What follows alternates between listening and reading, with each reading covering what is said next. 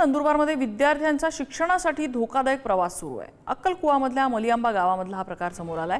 गावातून वाहणाऱ्या वरखेडी नदीवर पूल नसल्यामुळे ही कसरत मुलांना करावी लागते। बांबू आणि दोरीच्या सहाय्याने बांबूचा साकव झुलता पूल तयार करण्यात आला आणि त्यावरनं अतिशय धोकादायक पद्धतीने या विद्यार्थ्यांना प्रवास करावा लागतोय।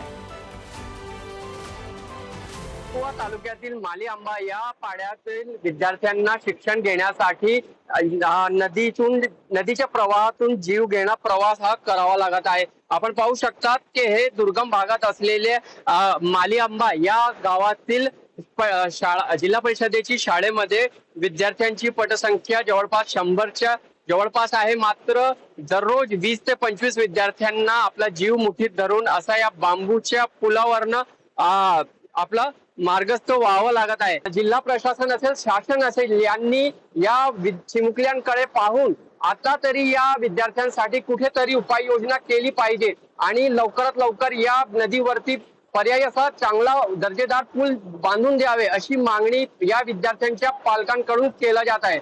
आफ्ताब खान, पुढारी न्यूज, अक्कलकुवा, नंदुरबार।